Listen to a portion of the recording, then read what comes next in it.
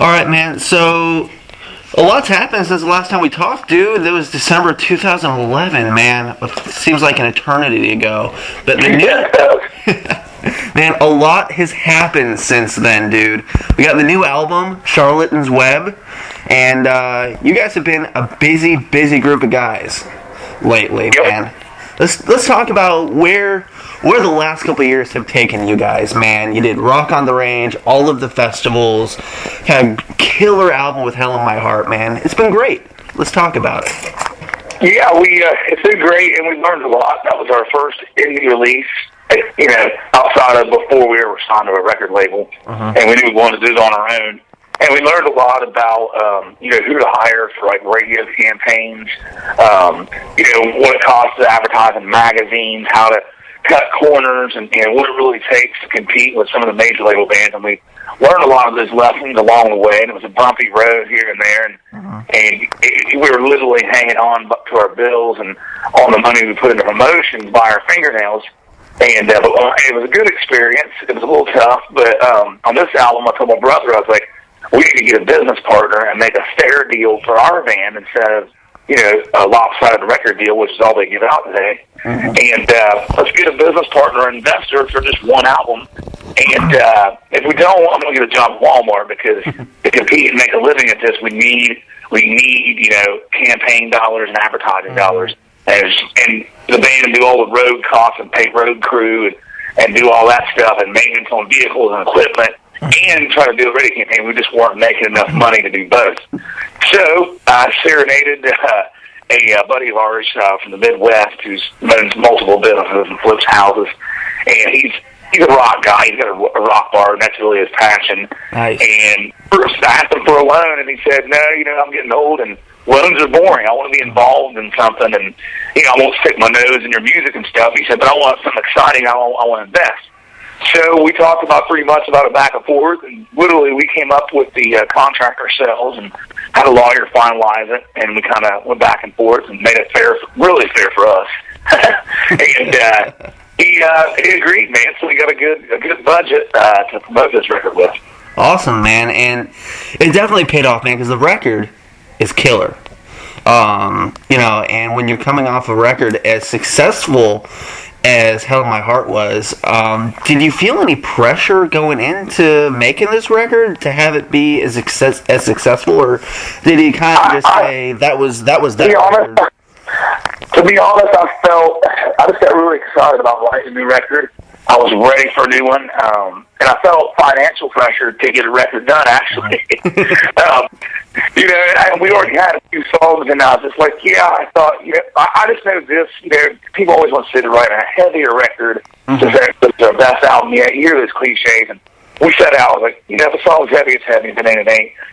We just wanted to write a good record and follow it up and be happy with it ourselves, and the fans will just ultimately judge that. Because you don't want to you don't want to think too hard about it and not write from the heart. And all you're trying to do is compare it to your last record. And I've seen bands that I grew up with that did that. And we just said, hey, let's write. And we just, jammed on acoustics, at 2 in the morning, friends' houses drunk on the road. I just got excited about it. We were going to write an EP. And I thought, you know what, I don't want the fans to wait 2 years for 5 songs. Let's go ahead and do a full album. So we went back and we got this rehearsal spot and played just weekends and jammed out 4 or 5 hours a day and got skeletons. I mean, some of the songs that are on the record actually were going to be on Hell in My Heart. Hell in My Heart was in here, a 20-song record, because we were in so much legal trouble we couldn't release anything for like 3 years. Yeah. So some of them were skeletons from that record, and then some of them, just came out of nowhere. Like, hey, I got this riff. Bam, and man, I made it for the better songs that were just really spontaneous. Nice. But yeah, we were real happy with it, and we took some risks on this record. We tried some things that we knew were outside of the box. But I was like, I told a fan, I'm like, if you try to write for your fans, then you just become cookie cutter, and you're really not, once again, writing from the heart. You got to write for yourself and do something you really, really want to do. If it fails, but it's real. You're not just, hey, I know our fans like it when we do this with the kick drum and and when we do this, I'm going to go ahead and write a song. You're writing for someone else, and then you're just working.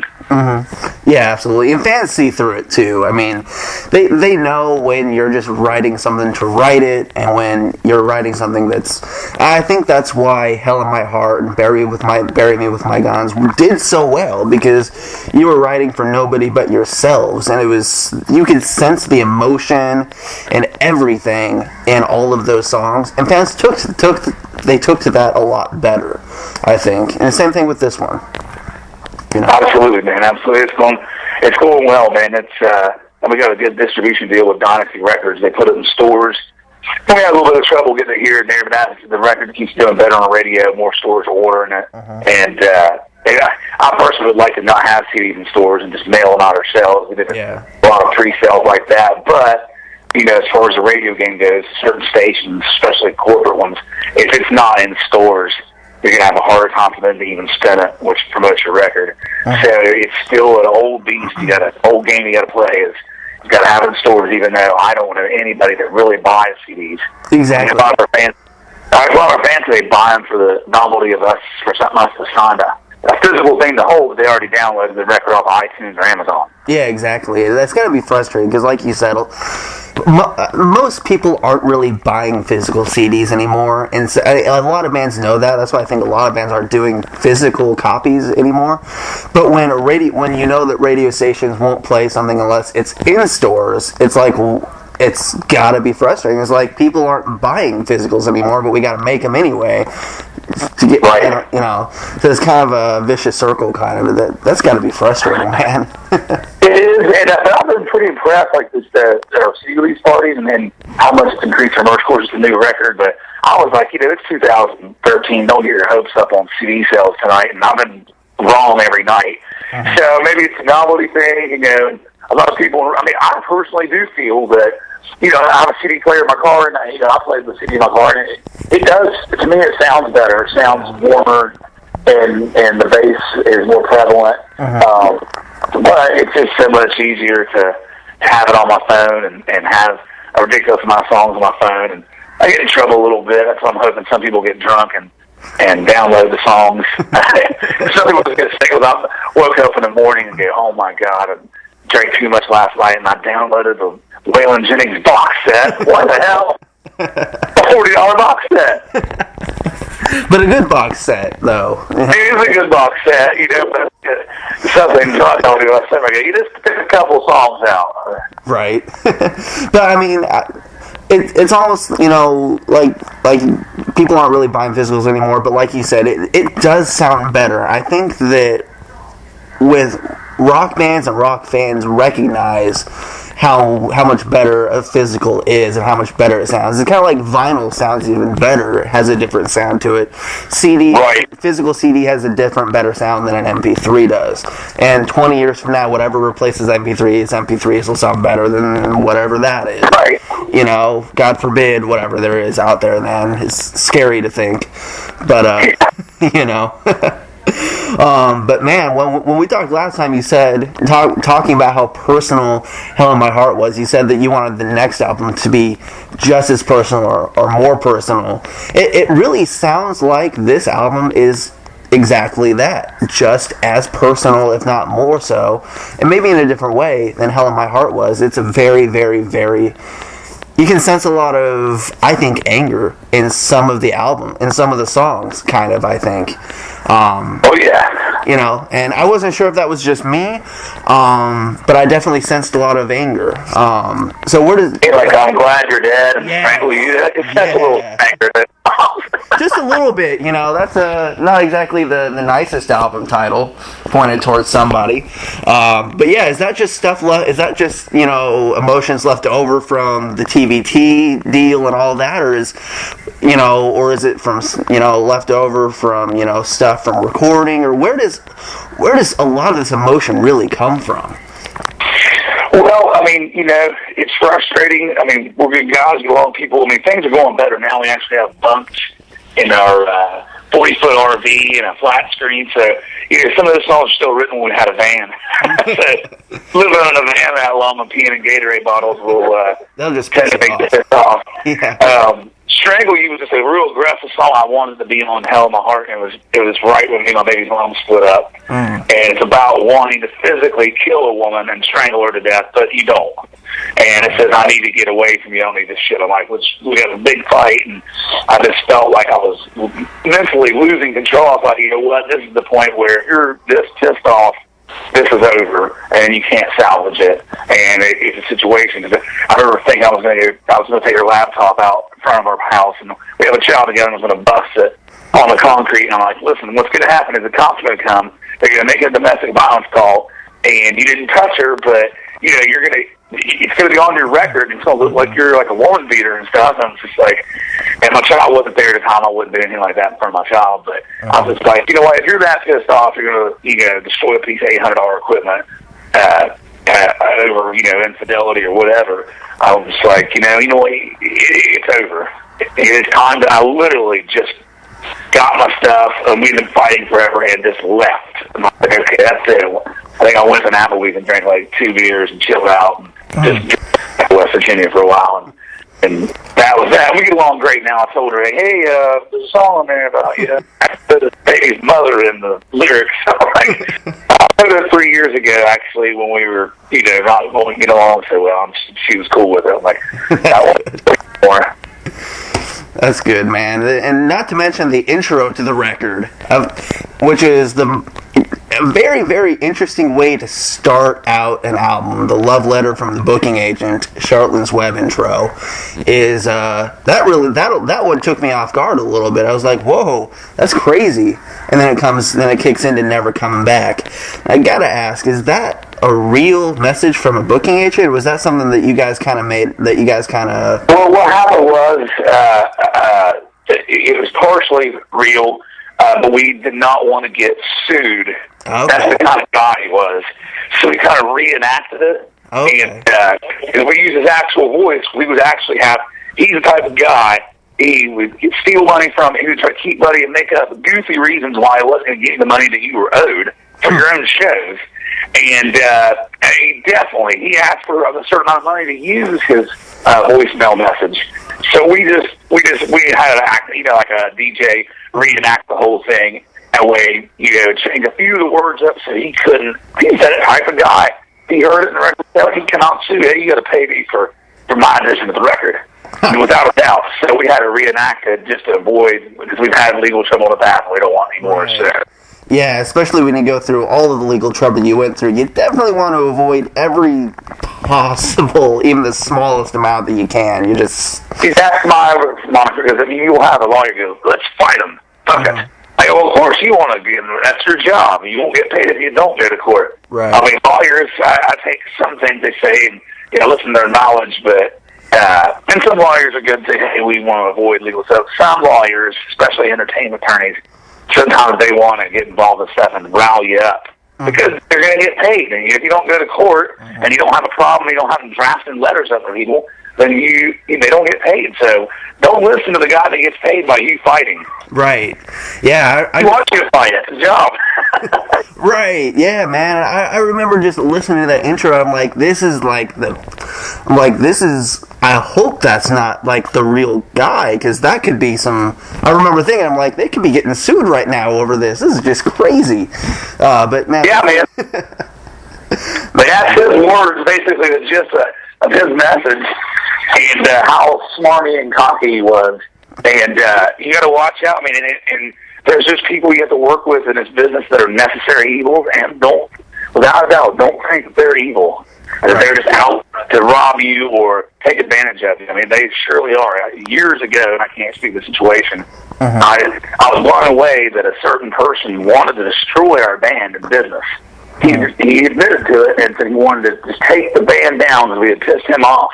And you're living your dream. This is what you dreamed about since you're 14. And this guy, just out of a little bit of spite, wants to destroy everything you dreamed about. I was like, I couldn't believe it. I was like, my thing is I don't fuck with people's lives or dreams or wives or anything that their life is tied into. I was like, well, aren't you afraid they might just go postal and blow your head off? I mean, really? I was like, to push people's buttons that far, that's my rule. I'm like, listen, I'm not going to go that far because you never know. You might get one guy at 50 shit on my doorstep with a 9mm. So, you know, I try to be cool, but other people just, it doesn't cross their mind, man, and they just push and push and push. And when someone doesn't have anything left to lose, you're really putting themselves in the position where they might do anything. That's me. I'm just like, I just wouldn't do that to somebody. Especially some crazy band dude that might be on drugs. You never know. Right. That's people I really want to, you know, not every band guy is a sensitive, emotional guy that can't get out of bed in the morning. Right. I think some of them are pretty aggressive, crazy dudes. Yeah, and especially in the music industry, you just don't know who's on drugs and who isn't sometimes, too. I mean, right. You know, they could seem perfectly level-headed, and that's just them really fucked up, you know? Yeah. So, it's just insane to see sometimes. It's really just crazy, man.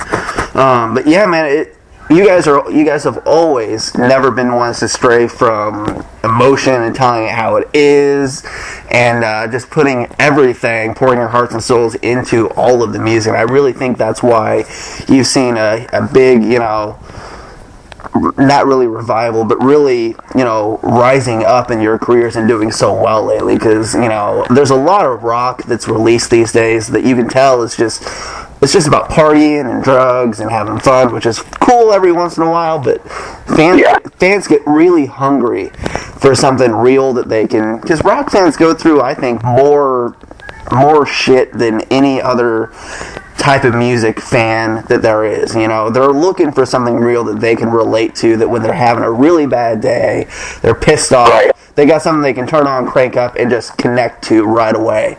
And I think they get that with your music really easily, you know. Get that, and they also people got a lot of emotion, and sometimes, you know, we try to be a little tongue-in-cheek a little bit, and have a little bit of humor involved, too. And I'm Glad You're Dead Dark, but it's kind of a funny song, too. Yeah, it's like, it is. You can't help but laugh a little bit. Just the title. I saw the title, I was like, that's even the intro, it just can't help but, you know, it's like, would you really leave a message for like that for some? They're gonna use that somewhere down the road. Come on, you know. And then Glad You're Dead, and yeah, like you said, some of it you can't just help but just chuckle at, because, you know, especially with fans, most of them can close their eyes and remember a time just like, you know, that you talked about, where they can close their eyes and be like, that's the song I would play for that person right now, you know. So yeah. Yeah, man. We've had a little bit too with had a guy tell me school for young ladies is about, you know, high school cock tease, and all the teachers and students want to fuck her, and which is wrong in itself. And then the principal's going to punish her, and then by the bridge, the principal loves candy as well. Everybody loves candy. Everybody wants to fuck her. And it's kind of meant to be sickening, but at the same time, not to be taken seriously, kind of tongue-in-cheek, and just a fun song, with a little bit of a party song. But man, I've played it acoustically, and you get that 1 out of 5 people goes, you can't write a song about that. It's sick. I know, that's why it's kind of funny. It's kind of sick. It is. People, you know, it's like everything can't be doom and gloom, but at the same time, it's got like girly, young girl voices at the beginning, and it's a really perverted, really wrong song, but it sounds fun, but it's really perverse. Yeah, I mean, and people gotta stop being so serious sometimes. See, the last thing I hate is when people are like, you can't write about that. It's like, first off, it's rock and roll. You know, it's supposed to be rebellious and not follow any rules. You know, you're supposed to write about the stuff that you shouldn't talk about. That's what it is. Which is why, you know, a lot of rock radio pisses me off, because they've got bands that are all about being nice and happy and all that stuff and joy. And it's like, what happened to rock? You know, where it was about things that you shouldn't talk about, and rebellion, and, you know, being a badass. And you know, we need more bands like you guys, I think, to really take rock and roll back.